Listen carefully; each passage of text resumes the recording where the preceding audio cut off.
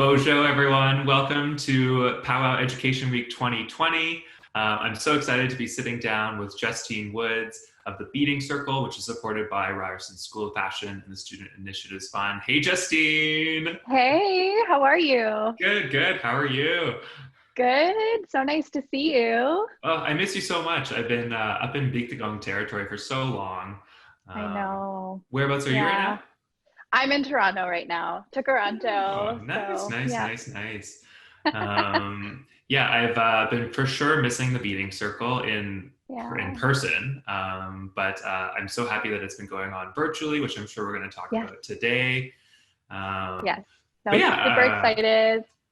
how's it been going, the virtual Beading Circle? Oh, it's been going really well. It's just been so beautiful to see how our community has continued to grow through this pandemic and sustain strength and kinship ties virtually. It's just been really awesome. So I'm super excited about it, that we've been able to continue, and I'm excited to talk to you about that today. So Yeah. Oh, I just loved it because so we're up in Beading. We miss our friends down in Toronto, and so just to be yeah. able to like connect with people over Zoom, even though it's not ideal, it's been so lovely just to maintain those connections. Oh, And so you are 100%. actually you're relaunching the new year. It's a new year of the Beading Circle starting today. Yes. Yeah, it's a new year. So our first beading circle of the 2020-2021 academic year starts tonight, right after our talk. So really, really excited about that. I can't believe, 2 years ago, Yeah. Anna Romanowska and I started the beading circle, and it's just so amazing to see how much it's grown over the past 2 years and just continues to grow every week. Yeah, and all the amazing people that I've met, they've all just become family to me. So it's really Right, right, special. right. Mhm. Because you've brought in so many. How many guest beadwork artists have you brought in? Like a Oh, I think dozen? more than that. I think maybe like 14 or even 15, because we even had a couple, once the pandemic hit, we had a couple who joined us virtually as well. We had Mm. Katie Longboat join us. We had Adam Garrett Jones, or Adam Garnett Jones, Mm. join us virtually, which was really amazing. So yeah, probably about close to 20. Yeah. Wow. And I Yeah. guess with the pandemic is that you've been able to open up the guest beadwork artists, right? Because they don't have to be physically present in Toronto. Exactly. Yeah, we also had Bronwyn come and join us, and she's a beater from Winnipeg. So, it's really opened up a lot of possibility for community growth beyond just the Toronto community, which has been really beautiful to witness and to be a part of, and to have these folks join us from all over the place. We have folks from the United States. We have folks like someone from Hawaii, someone from Maine, someone from Oregon. So it's so awesome to see like how much the community has grown over this time. Even though we've been going through this pandemic, it really hasn't slowed us down at all. So it's Right. been really great. Yeah. And I guess we're like jumping all over the place. We had like an agenda for our talk today, Yeah. but we'll like jump all over the place. I guess you make me think that because it's never just there's no one style of beadwork, right? And so that was No. the idea behind all these guest beadwork artists is Yes. that there's such a diversity of styles and Yeah. techniques Yes. that we want to Exactly. just show people a whole lot more. There's What? so much diversity within Indigenous beadwork, and I don't carry all the knowledge, and I just think it's really beautiful to be able to bring in these other folks, Indigenous artists and beaders from the community, to share their own knowledge and share, how they learned beading, their journey behind how they got into beading, but also their skill set as well, and to just get them to connect with other members and inspire the members is just it's really awesome. It's just really Mhm. cool. Yeah. Like I only know how to do like single thread very hmm slowly. I think it's Like like the most flat stitch. flat stitch. It's like the most Yeah. basic stitch I think that's out there Yeah, versus I think something it's like like the one this. everybody learns. Yeah. Yeah, What's this one? This peyote. this is peyote, where it's like Yeah, peyote rope around a stitch. rope. Yeah. Yeah. This is Teresa Stevenson, Isquay Rising. Yes. Yeah, we had her come in and show us how to do peyote stitch, which I was think I really missed awesome. that week, so I don't know how to do peyote Oh stitch. no. That one was really fun. It was really amazing. Yeah, this one is just Hmm. stunning. It So I guess is. what I wanted to start off today with about was just talking about your journey and how you came to Yeah. beading, how I came to beading, Mm-hmm. Did it start in your undergrad when you were working in, because you were in the fashion program, correct? Yeah, so I did my undergrad in fashion design at Ryerson, but I actually started beading before that. And I started beading probably close to the end of high school as a way to creatively connect with my identity as an Indigenous woman. And so it was just kind of like a hobby, something that I just picked up. And I was, being such a creative person, I was like, what is a creative uh, outlet that I can, use to connect with my identity deeper, because I grew up disconnected from my culture. And so for me, that was beadwork. And so I just started beading just kind of for fun. I ended up teaching myself because at the time I didn't have anybody in my family or around me to teach me. So I taught myself. And then as time passed, I continued beading, and I then, met folks from the community and learned some skill sets from them. And it just kind of kept on growing. And then it wasn't until I was in the fashion program at Ryerson that I decided to kind of combine my connection with beadwork and my love for garment making and fashion. So that's kind of how I came to be, within my practice today as an Indigenous interdisciplinary designer. But my primary medium is beadwork. So. Right, right. I think it's a story that resonates with so many Indigenous people. Yes. Myself, we grew up not in Big Tugong territory, first in Thunder Bay, and then in Southern Ontario, in Caledonia, Ontario, actually, which a lot of people know as the site of a massive land claim dispute. And it was like a hotbed of like racism that I grew up in. So I definitely grew up ashamed and never kind of identifying as Indigenous, because it was a dangerous time to be in Caledonia as an Indigenous person. For sure. And when did I start beading? I think I started beading with you at the beading circle. That was the first time I Yeah, ever I beaded. think you did. I taught you. Yes, you did teach me. I remember doing the tiny little flowers, because you typically ask people to start like very, very small project, and you're just like beading little petals. Just to practice. I like assumed I couldn't do it because I have like these like big man hands, and I was like trying to do like this tiny little beadwork. No, I mean, I was so impressed with your first project, the little cat. It was really cute. So. Right, yeah. So I did the little flower petal to get started and get the technique down. And then the first project I did was my cat's face, like a cartoon version of my cat's face for my partner for Christmas. And I started in September, and it took me until Christmas. I think like it was like the 23rd, and I was like finishing it up. Trying to like finish it up. Nothing. Yeah, but that's the thing. I feel like, beadwork, it's about that process of actually beading. And I feel like there's so much humility and so many teachings within beadwork itself. And not so much like the focus on the final results, like the final piece of beadwork. It's just it's part of like this journey. You start this piece, and as time goes by, you see the beads filling in and you see the piece coming together, but it does take a while.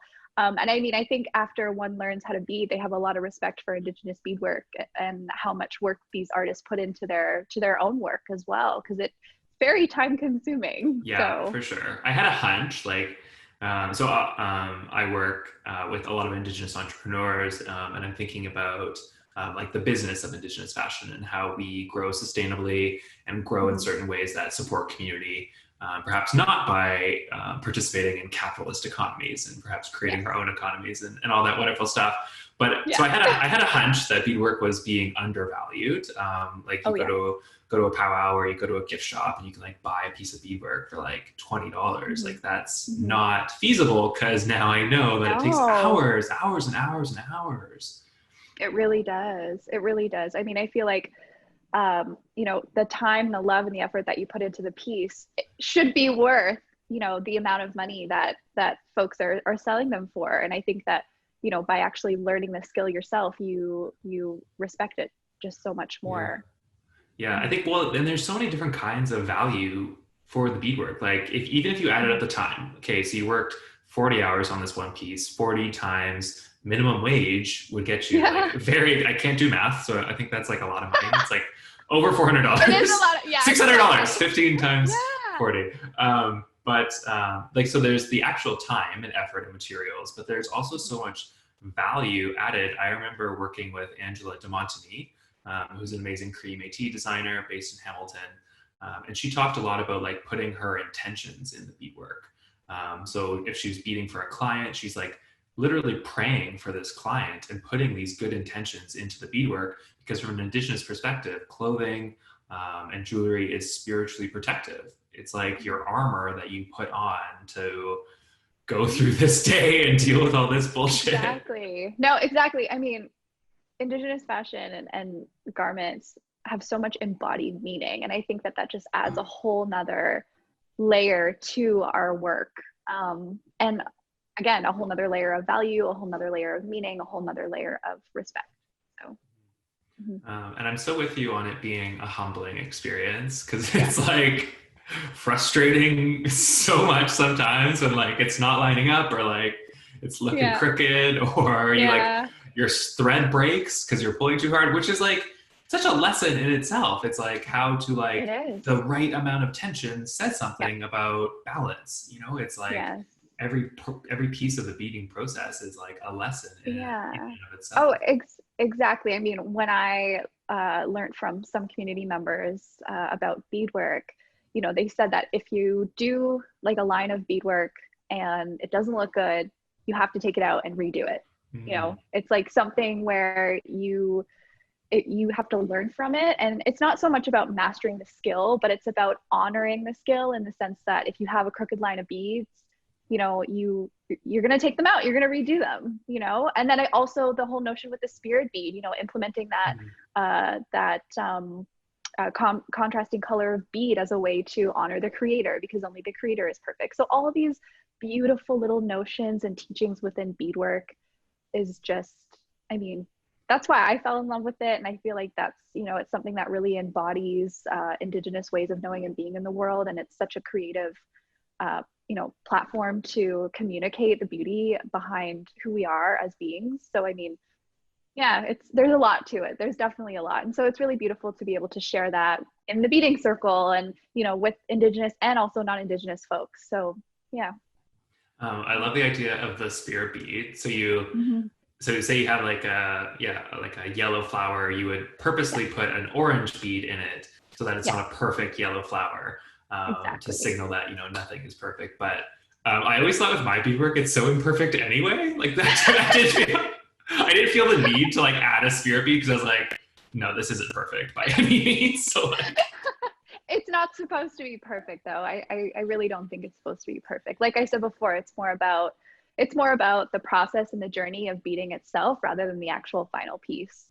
That's how I look at it anyways. And that's, you know, what I've been told through my own teachings with beadwork. And so again, it's like focusing on all of, you know, the relationships that you're building as you're beading, like within the beading circle, you know, all of the kinship ties that you're making stronger, you know, the conversations that you're having, that you're actually beading into your beadwork as you're beading. So, I mean, there's so many, you know, multi-layered teachings and notions within beadwork, just beyond beadwork itself.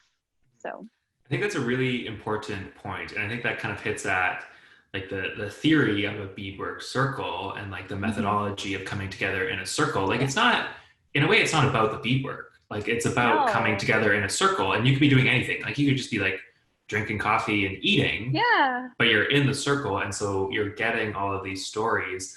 And I think like we were talking about that earlier, it's, you know, we don't grow up with all those lessons and teachings and those values and the funny stories that have lessons embedded in them, because so many of us didn't grow up in our communities or with our culture. So beadwork circles, or any kind of circles, is just a chance to share that. I really loved, so in addition to the beading circle at Ryerson, I was a part of a two-spirit beading circle. And we were like piecing together stories from everyone's family. It's like, oh, my aunt said this. Oh, my grandmother said this. And that kind of fits together. And we were collaboratively, you know, teaching ourselves because of colonization and the disruption that it had. So it's like, yeah, we're like collaboratively teaching each other. Yeah, and you're all working together, even though you're working on individual pieces or, individual projects. At the end of the day, you're all there collectively working together and you're all influencing each other's pieces within this circle. And I think that that's something that's really beautiful that comes out of, these community building circles, such as a beading circle. So, Right. I can like look at that cat and be like, oh, those, super nice glass beads came from this person who just donated these beads to yeah, me. And like, it was Sky Paul who taught me the edging. yeah, And like you taught me. So it's exactly. like each Yeah, piece is like this, like I can like see the circle in this one piece. exactly. Yeah, exactly. So that's so awesome. I I love know. it. He loved it. So Joe loved the piece, by the way. He was Oh, like blown good. away, hands down. Like I gave him a few things for Christmas, and it was like hands down his favorite piece. Oh my I gosh. Now think. you're gonna have to like that's such a standard. You're gonna have to up yourself. What are you gonna be this Christmas? Oh my. We'll have to So you'll have to start tomorrow. You'll have to start now I'm tonight. starting today. Yeah, yeah. I'm starting today for Christmas 2021. Yeah. What did I do? Well, so I just like I loved it. It was such a thoughtful gift because just like Angela kind of like putting intentions into those beads, I was like thinking of Joe the whole time, like Yeah. every time I picked up that piece, I'm like thinking about him, thinking about like, oh, I hope he's gonna love it. And like, so like for Hmm. 4 months, I was like thinking about my partner and thinking about all that love that I was putting into it. Yeah. And my next piece, what did I do? I beaded a little like pride rainbow for my mother Yes. Yeah. because she is like, what are they called? Like P flag moms. It's Hmm. like the most supportive like mother. Like she has like all this like rainbow gear, and for Pride Month, So there's always cute. like a flag in our house back in Colonial. Aw.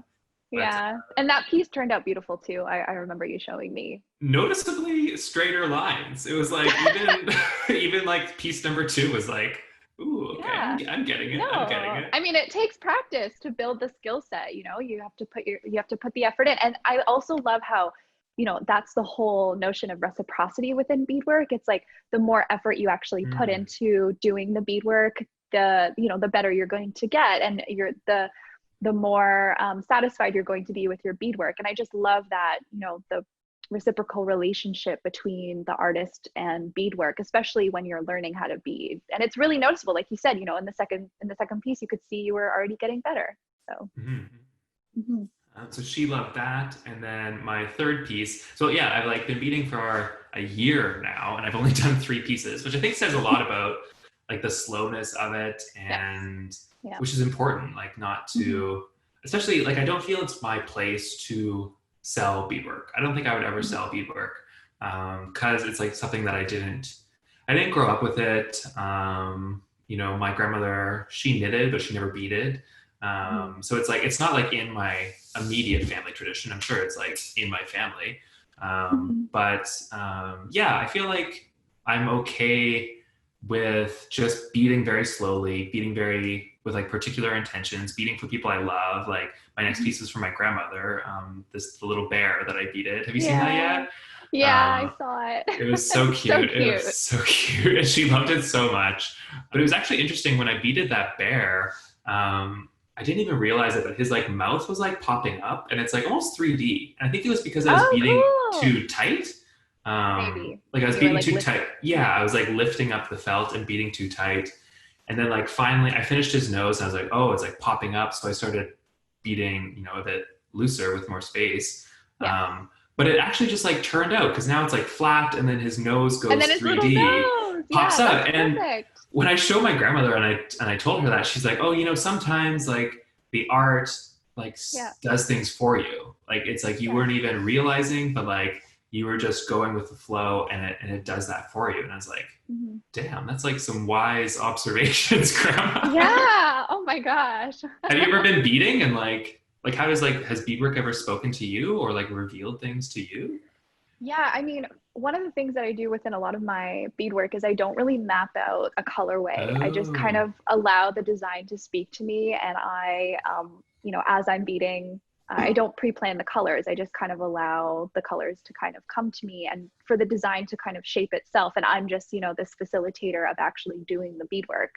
And so that's kind of something. And there's definitely been moments where, the design has come out completely different than maybe what I envisioned, but it's it's just so beautiful in itself because it was something that, you know, I didn't really expect at first, but through the process of beadwork, you know, I came to this final design. And so there's definitely been a couple surprises in that sense. And so I tend to do that quite often, unless I'm making something where somebody wants a specific colorway. But usually when I'm doing my own personal work, I just kind of let the beads pick out their own colors. Right. It's like they have autonomy. Like They do. And I really look at beadwork as, you know, an animate, you know, form. And I look at beadwork and, you know, pieces of beadwork as, you know, animate objects.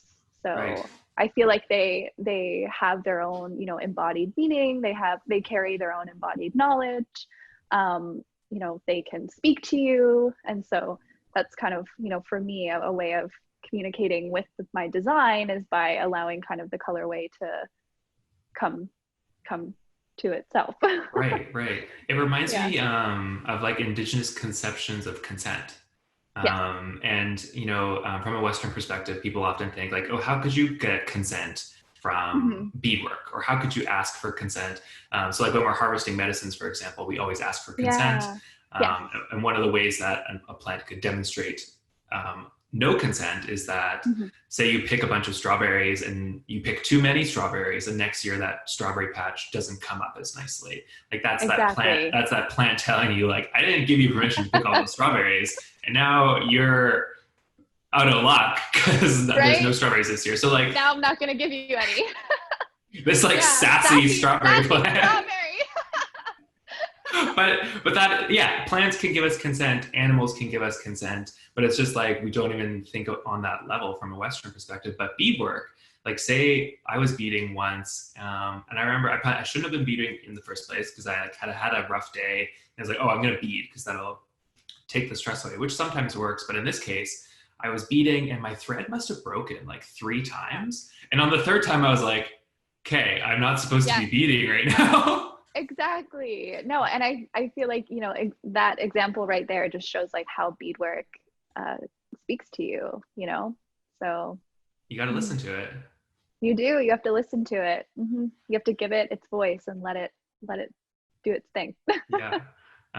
You briefly mentioned beading for clients. Do you want to talk about your practice? Because you're also a fashion designer, and you've made me that beautiful suit, which we'll like throw a picture on the screen. It's like so cool. Well, I wore it to Powwow last year, so it's like a regular Western men's suit, suit and pants. But there's like beadwork like all up the sleeves. Well, I mean, for me, when I was in the Ryerson Fashion undergrad program, I fell in love with bespoke tailoring and menswear, and that was what I specialized in for my undergraduate thesis.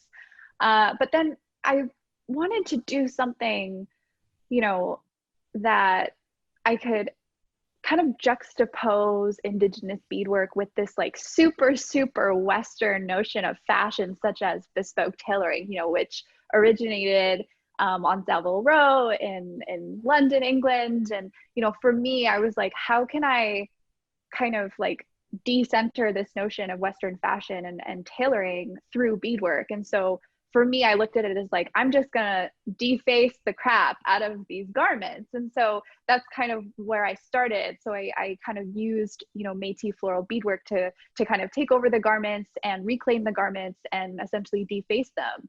And so that was kind of my focus for my, you know, my first kind of connecting my love for beadwork and my love for fashion together, and then creating this really awesome like juxtaposition between tailoring and beadwork.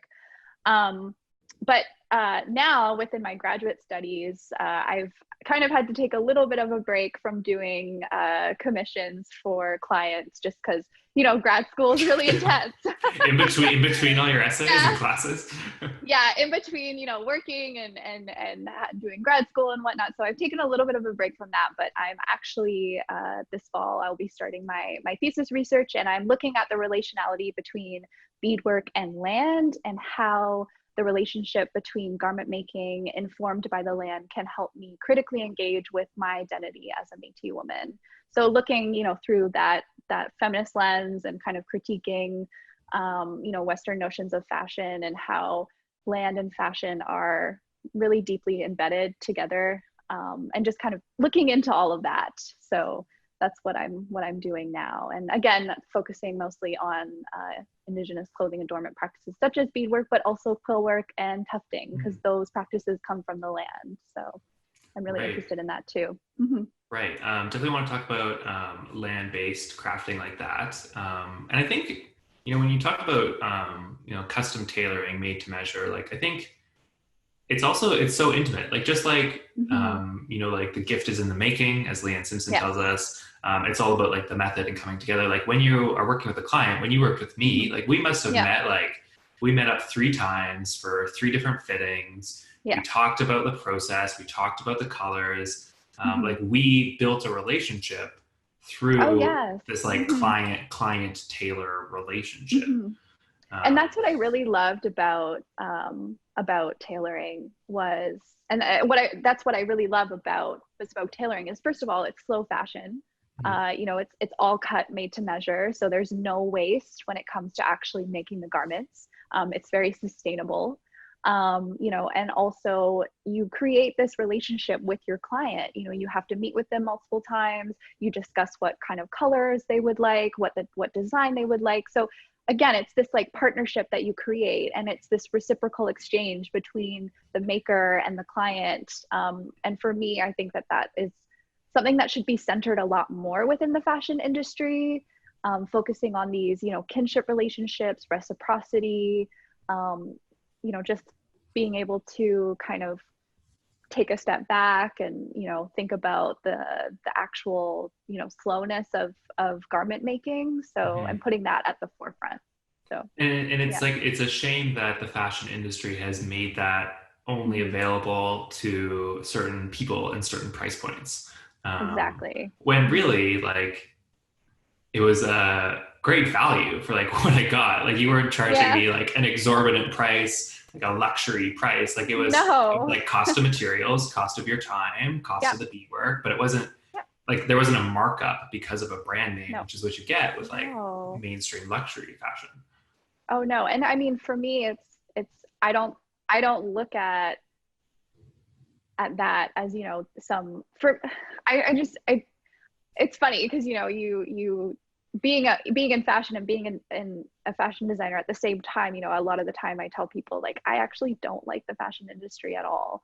But again, it's like, you have to, the way that I think about it is to be able to dismantle something, you have to be inside of it. You have to get inside of it. You have to know everything about it. And so for me, learning about fashion and learning about the theory behind fashion and making and garment making and tailoring, it's like, I have to learn all of this before I can actually go in and, dismantle it and critique it.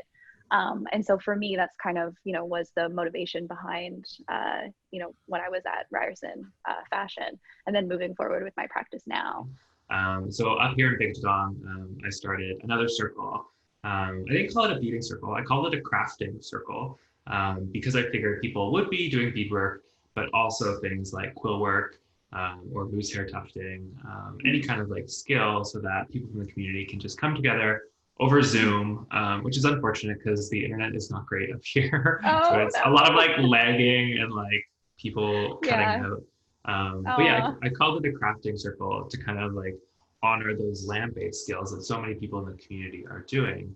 And I have been thinking recently about the environmental impact of beading. And there's like a lot of layers here, and I'm almost like hesitant to get into it because people love beadwork, and I would never be like, but these beads that we're using are often like imported from around the world, either made of glass or plastic. So, and I'm like, it's like a tricky situation. What do you think about this? It is a tricky situation. I mean, looking back at like the history of beadwork, what I think about is how beadwork actually was born through colonization. I mean, before Europeans came, to our land, folks, like Indigenous folks, would use like seeds, like quills, moose hair, like all of the little adornment pieces were all from the land. And then it wasn't until, you know, the Europeans came over here and they brought glass beads with them that Indigenous people were introduced to seed beads.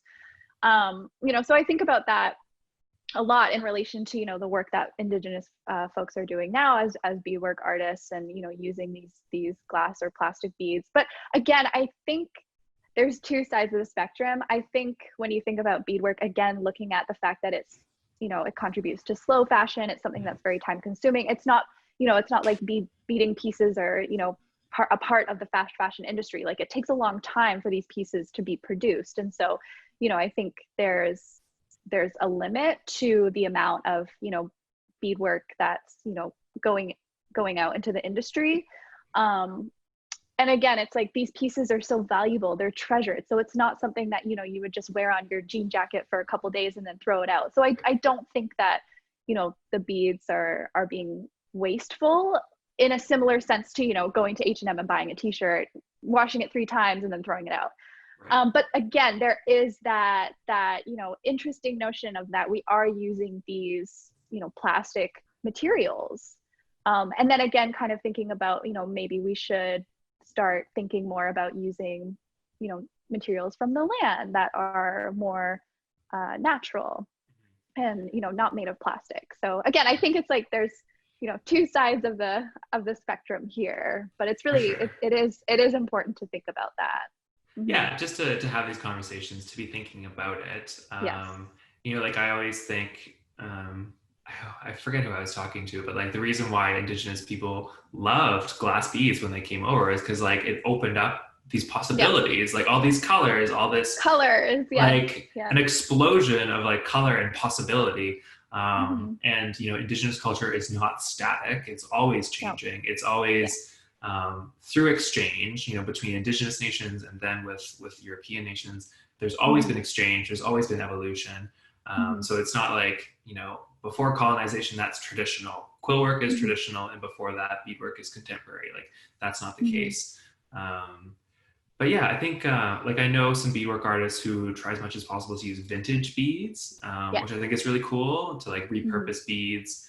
I'm totally with you on it not being as wasteful. I think, although, you know, you start to see, you know, fake beadwork coming out that is produced. So as long as it's by the hand, as long as it's like, you know, the artist, for sure you're not gonna, you know, throw it out after a couple of uses because it is so precious. And I think in the grand scheme of things, like a couple of plastic beads versus like a plastic water bottle, like I don't think those even, there's definitely a difference. Those don't even compare. But I think as much as possible, we should be encouraging land-based skills. Yeah, and I think honestly, land-based skills are at the center of, you know, cultural resurgence and, you know, artistic resurgence within Indigenous making practices. So I really, that's, you know, something that I've been really interested in lately, kind of, you know, recentering the land within our making practices, including when it comes to beadwork. So. And the thing about that excites me the most about Indigenous fashion is the supply chain and how a supply chain could support an entire community. So if you're doing, you know, quill work, or if you're doing moose hair tufting, that's maybe a better example, is that you're like employing the hunters to actually hunt the moose. You're employing the people who are like fleshing and tanning and collecting the hair. And then finally it goes to the artisan. And that artisan is working with other artisans, and then it goes to like the retailer. Like, you're employing so many people in the community, and all of those things are like land-based and getting people back on the land versus just placing an order online for your beads. No, exactly. And I love that too. And I love how there's so much more to that also. You know, when you think about it, it's like the meat from the moose is feeding these communities. You know, it's having that other notion of like food sovereignty.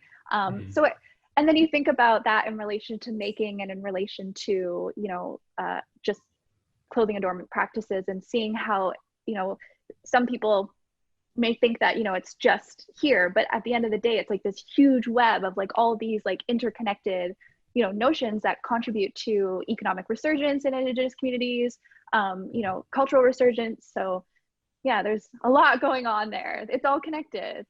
And always that same kind of, you know, like if you're going to like pick medicines for a piece of Mm-hmm. art, you're like walking with your auntie, or you're like walking with Yep. your grandmother, spending time with them on the land, Yeah. like getting to know the land, being in relation with the land. Exactly. Like Exactly. that's the potential of this kind of like resurgence of Mm-hmm. Indigenous art and craft and beadwork, is that it can just do Mm-hmm. wonders for communities, I think. It really can. And I mean, something that was really special that actually happened during the pandemic was I actually taught my parents how to bead for the first time. Mm. And that was, I mean, being able to kind of take a step back with, you know, this whole pandemic offering a lot more time. And I moved up north for a couple months with my family to help out with our family business. It was just so beautiful to be able to show my parents how to bead. And I don't know why I hadn't done it sooner, because I've been beading for so long, but just this slowed down notion of time and living helped us kind of be able to have these moments to learn how to bead. And again, it's like this sharing, the conversations that happened, with my parents while I was showing them how to bead, allowing them to reconnect to their indigeneity. It's always so special. And it's always, it involves family, it involves kinship. And that's something that I really love about beadwork. It just brings, and clothing, any sort of Indigenous clothing and ornament practices, it just brings people together. So, yeah. I know. Yeah. One thing I had like written down when we were talking about supply chain is, so like, what does the future hold? And I think it would be amazing, if we just start like producing our own beads. Like I can like imagine like, what if we're like 3D printing, beads that are like made from natural materials? Like I think there's like a world of possibility in like the supply chains and like taking back control of the supply chains. Exactly. I think of like, well, you always buy your beads from Beaded. Is it Beaded Dreams? Yeah, in Beaded Ottawa? Dreams. Yeah. Yeah, in Ottawa. So they're an Indigenous owned like craft store in Ottawa. And so I always order my beads online from them. And the quality of their beads are top notch. I do have to say that. But also it's, I just love that I'm being able to support this, independent Indigenous owned craft store. And the beads come super fast. I order them online. They come 3 days later. So I mean, when you desperately need that like when particular green. Them, yeah, and that's where we get all the beads for the beading circle as well. So I mean, yeah, I feel like, if you are going to be purchasing beads, in my opinion, on a personal level as well, it's like I like to be able to support suppliers who are Indigenous to bring it back to the community. Right. And like from my experience working with Angela in her store in Hamilton, those Indigenous owned retail stores are so important in communities. There's a couple of them here in Toronto as well. And it's just, like the other services, like the Native Canadian Center, which also has a store, like those stores are just also gathering spaces.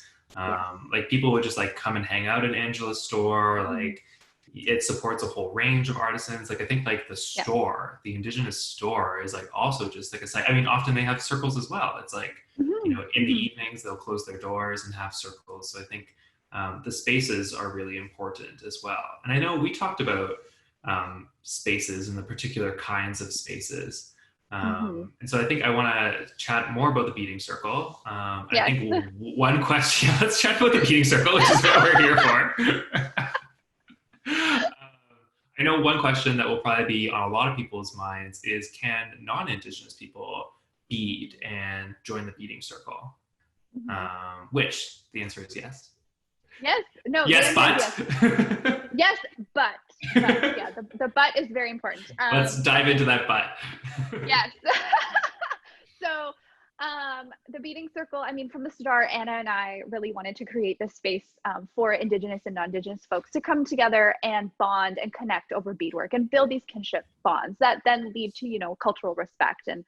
And for me, it was really important to create this safe space. But at the same time, I feel like it's really important for non-Indigenous folks who are wanting to come into the space and learn to come with some sort of, pre-educated knowledge. So because at the end of the day, it is not our job as Indigenous folks to educate non-Indigenous folks about our culture. And so I think it's really important. I mean, within the beading circle, when we do have non-Indigenous participants join, I do like to reinforce, the notion of, maybe read this book. Some of the books that I've recommended is, 21 Things You May Not Know About the Indian Act, Indigenous Rights by Chelsea Vowell. I mean, these books are written in very plain language for non-Indigenous folks to kind of understand and grasp the complex realities that Indigenous people have and still do face today within the world. And so I think starting, by just reading a couple chapters, I usually like to mention that. Another thing that we started doing at the Beading Circle when a non-Indigenous participant would come in is we would actually ask them to, for the first hour and a little bit, because our circles are 3 hours. So for the first hour and a little bit, we would actually ask them to sort bead soup. And so essentially bead soup. Yeah. So, and this is actually something that Kathy Mattis, who is a Métis art historian, and an incredible woman. I love her work. She's a beader as well, and she's professor at Brandon University in Manitoba, close to Winnipeg. And so she actually told me, I went to the beading symposium back in February, and I was talking to her about how do you go about, when non-Indigenous folks want to come into a space such as a beading circle. And she said to me that this is something that, she has, I guess, learned and something that maybe I could employ if I felt comfortable. And I just loved it. I love the idea, so essentially bead soup is all of these, just mixed up colors of beads from people, when they have all the beads on their mat and they sometimes get mixed up, and then you just throw them all in one bowl. And then you sort them later, you just— That's like a nightmare. Sort them later. It is a nightmare. So essentially, all of these different colored beads need to be sorted. And so for the first hour, we would ask non-Indigenous participants, just to kind of take a time to sort these beads as a way to, bring a sense of humbleness to their presence within the space. Also to acknowledge that this space is primarily for Indigenous folks, and to support Indigenous folks. And I think it's just a really great way for them to connect with the beads before they actually start beading with them. And to really understand like what it's all about and the teachings behind beadwork. So that's kind of something that we started to employ. Obviously, once the beading circle had to go online because of COVID-19, it's a little bit hard to do that. But I think that that's something that is a great way to to assert the power within the space and the sacredness of the space, centering in the Indigenous bodies within the space, and making sure that they feel safe, and they feel acknowleded. So I love that. There's so many, it's like such an amazing like pedagogical tool. Yes. To think about that. And it reminds me of like the time I spent at Dechinta, the land-based university in Dene territory near Yellowknife. It's like a lot of people will come to Dechinta with no bush skills, like don't know how to chop wood, don't know how to put up a tent, nothing like that. But that's like perfectly fine. Like, of course, we all have different experiences. Not a lot of us are growing up on the land in that way. But what you could do is you could collect water. You could like go down to the lake and get a bucket of water. And then maybe like we'll teach you how to chop wood. So you can chop wood or haul wood. Someone else is chopping, you move the wood to the tents. So there's this like very, slow process of coming to know how to be in a community. And you might not be like that elder with all that knowledge who's like directing what's happening in a bush camp, but you're contributing in a very small way. And it does just like instill that sense of humility. And it's like, I think it probably hacks away at that like bravado that some people can come. Like you like come into the circle, you're like, I'm going to bead this like patch that's this big. And, like, it's going to be like, and you're like, wait a second, beautiful. Hold and on, you're like, we're going to start with one flower petal. It's baby steps. And I think again, it's kind of dismantling that notion of, it's just beadwork. Like I've heard that so many times. Like I've heard that from people. Like people have asked me just to like whip up a pair of moccasins, and I'm like, okay, like it's like that. It's just because they don't know, it's not their fault. Right. They just they don't understand. And so I think, again, the Beading Circle is a beautiful space to facilitate this understanding behind Indigenous craft and Indigenous making, and really understanding, what it all entails and what it all means. Right. So. But I think it's so important what you said about it's like it's designed to be a safer space for Indigenous people. Like really, like Indigenous students in School of Fashion were asking for more Indigenous content. Like, we didn't have the courses yet. I wasn't teaching there yet. Like we didn't have the materials for Indigenous people to feel comfortable. And so we thought, we'd start this Beading Circle.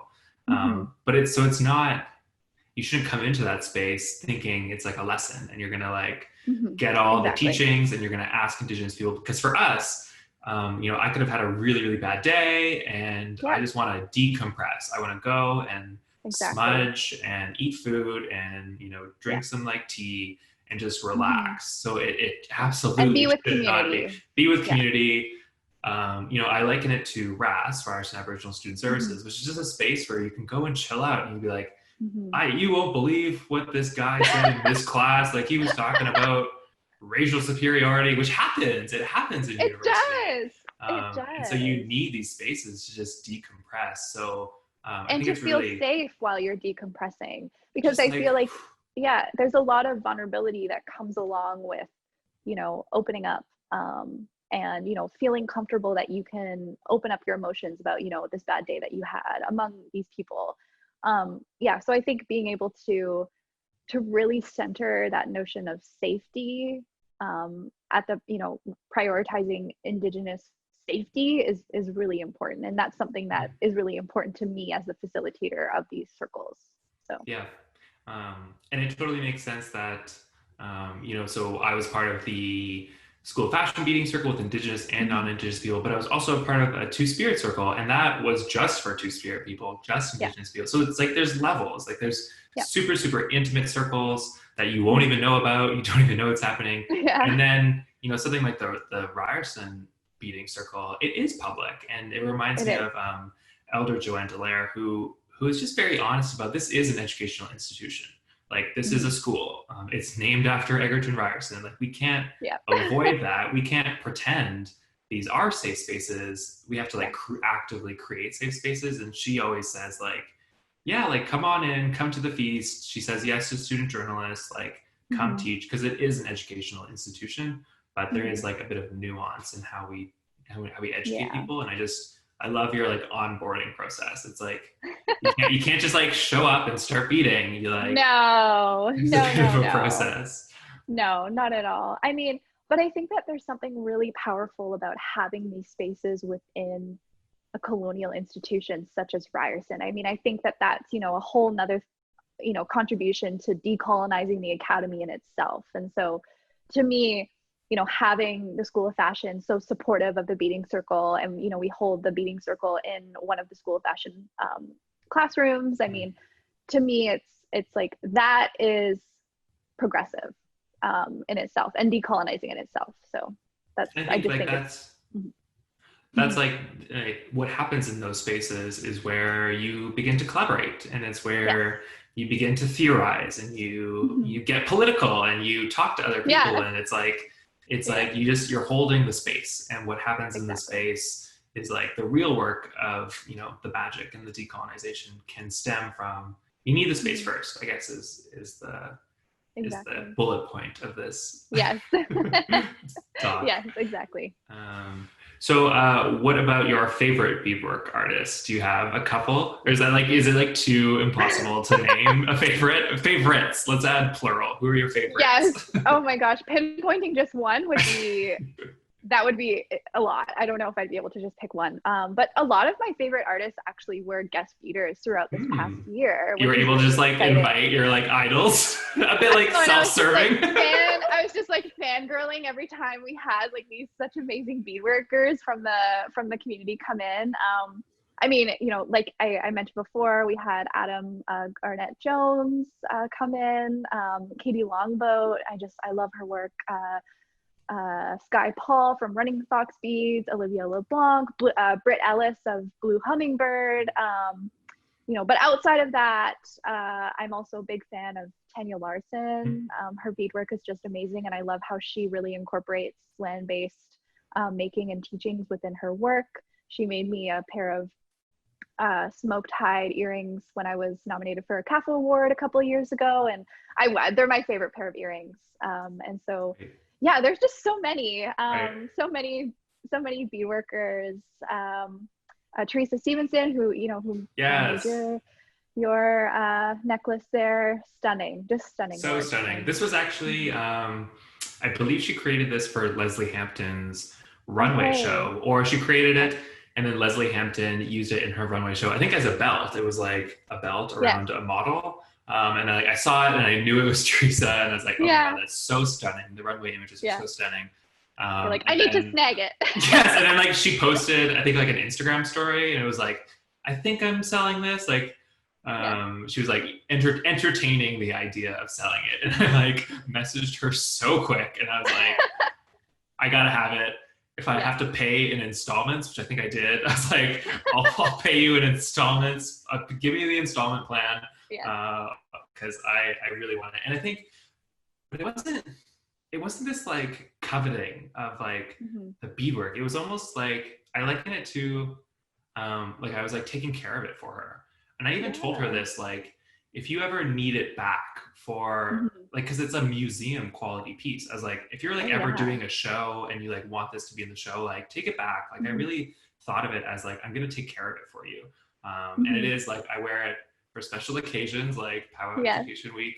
And other than that, it's like on my bookshelf on this beautiful display. Like I'm just taking care of it for her. I think, like I was like willing to pay a very fair price for it, because I knew that I'd pass it to my children. Like it's like become like a family heirloom, and it's not it's not a commodity. It's not like no. And I feel like that has to do a lot with beadwork. I mean, it's something that you're going to pass on to your children and their children, and it's something that is sustainable in that sense, and it becomes part of your identity and your family. And and I feel the same way, like when I was making your jacket, I spend so much time like making that suit, doing the beadwork and then making it, that every time I have to then give away a piece to one of my clients, I kind of get a little bit like emotional, because you have this like attachment with the garment, with this piece that you've spent,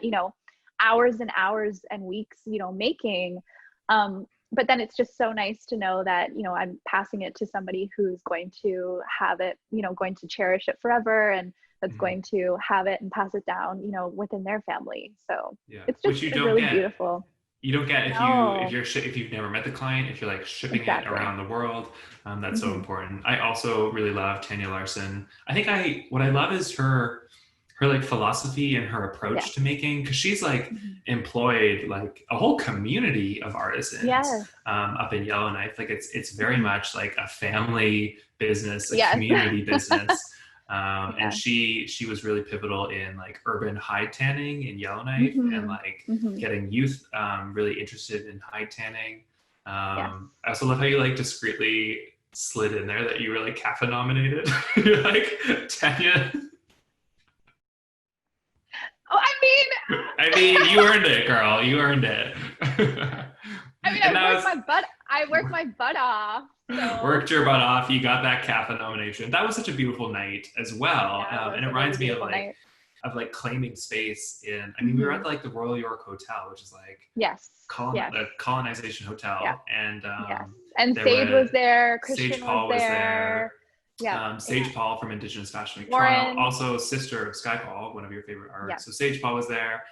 Christian Allaire, who is a Ojibwe working at Vogue magazine.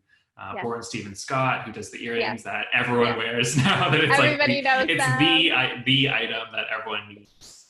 There's that photo of like all of us claiming space. In like that Western fashion industry. And I think, you are starting to see changes, more representation, more participation.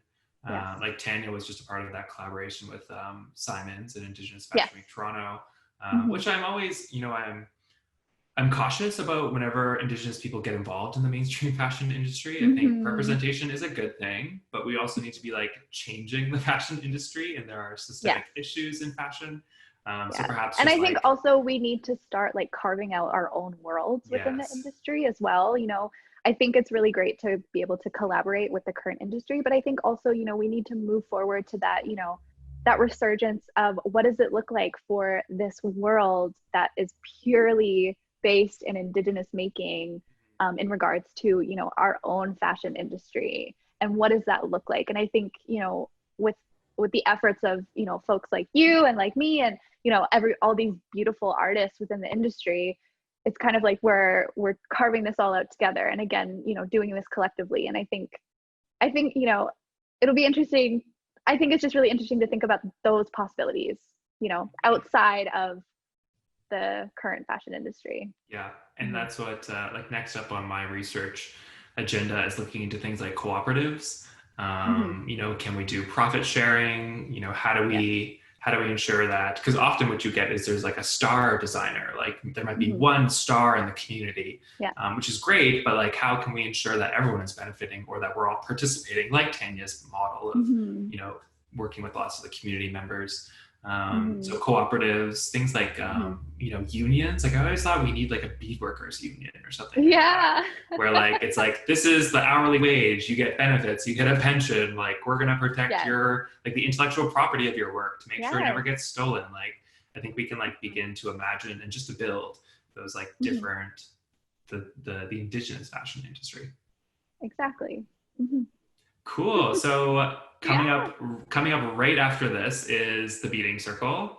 Yes. We're gonna like magically change because this is a pre-recorded conversation. So we're gonna like Yes. we're gonna change. I'm gonna have a beard. My hair will be longer. We're gonna quickly change. I'll probably be like in a sweater because it'll be Yeah. September. Well, it's like it's cold up in Big Tagong right now, so this is why I'm like actually in a sweater, and you're down in Toronto in like a top layer. Yeah. Middle of July. Geez. So Uh, anyone watching is more than welcome to come, correct? You need a yeah. code. So Mhm. email Justine, or maybe we can pop the code We can put it probably in the chat. in the chat Yeah. or something like that. Make sure you're not taking up space when you come. Maybe you're just like watching for the first circle Yeah. and then slowly participating. Mhm. Yeah, anything else before we wrap up? No, I think that's it. But it was so lovely to have this Ugh, conversation with you, Riley. I And know, I I'm miss looking you. forward to seeing you in person, hopefully soon. And, Yes, but yeah, we'll thank you for resume. having me. Thanks for having me and having this amazing conversation. And yeah, let's go have fun beading. Let's go do Yeah. some beadwork. Okay, miigwech to Powwow Education Week, Anna Romanovska, School of Fashion, all the Powwow sponsors. Thank you so much for making this happen, and I'll see you in the beading circle. I'll see you in the beading circle. Okay, Okay, bye guys. bye.